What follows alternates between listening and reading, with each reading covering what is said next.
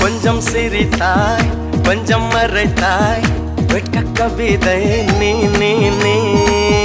கொஞ்சம் துடித்தாய் கொஞ்சம் நடித்தாய் இரட்டை பிறவி நீ நீ நீ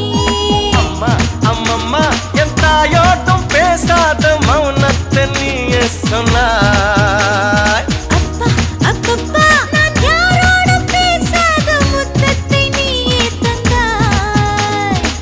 5 வயது பிள்ளை போலே அச்சச்சோ பிச்சத்தாலே கொஞ்சி கொஞ்சி என்னை கொண்டால் பருவாயில்லை காதல் பிசாசே ஏதோ சௌக்கியம் பருவாயில்லை